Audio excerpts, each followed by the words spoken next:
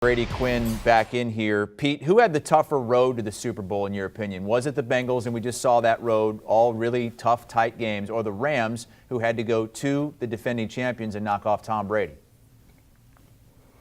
Oh, I think it's definitely the Bengals. I mean, you went and knocked off the #1 seed on the road at their place after playing a game the week before, which is tough to do, and then you went to Kansas City, and by this time in the season, most people had penciled in the winner of the Bills Chiefs game as the Super Bowl champion, and you went in there and came from 18 down to come back and win the game. So I don't think there's any question that it's definitely the Bengals, and the Rams got to avoid the Packers. So I don't think, and they got to play their title game at home. So I think it's definitely the Bengals.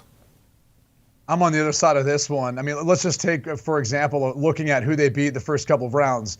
The Raiders kind of lucked or fell their way into the playoffs. Give them credit for that. But look, I didn't pick them to lose that game. In fact, I picked Cincinnati to cover that game. I was surprised the game was as close as it was.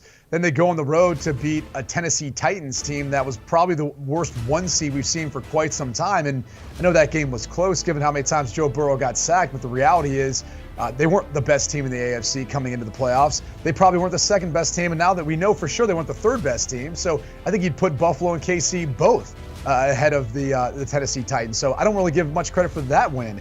The reality is the Bengals had, we talked about this at the beginning of the playoffs, the easiest path to be able to make it to a Super Bowl because they weren't going to have to go through Buffalo and KC. It was only going to be one of the two, depending on who came out of that matchup. So it happened to be Kansas City, and they won fair and square, a team they had already beat.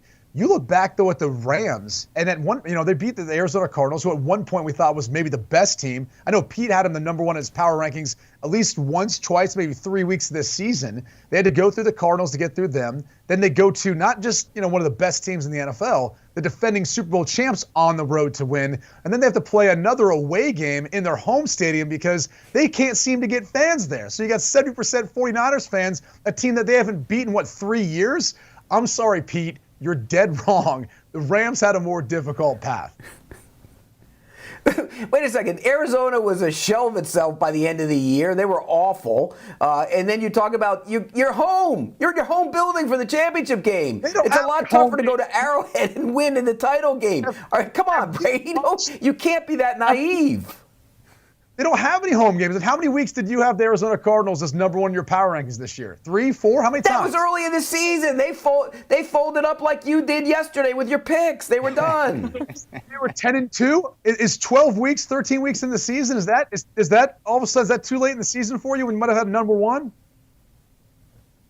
Brady, they were bad at the end of the year, and you know it. I think you could make the argument for either side, unlike Pete, who said that there could be no argument made. Brady did a pretty good job arguing that the Rams did have the tougher road. Let's go early leans here. And Brady, I'll give you first crack at this. Who's your early MVP lean? We showed you the odds a little bit earlier in the show here on HQ. Matt Stafford is the favorite, and then it's Joe Burrow right behind him.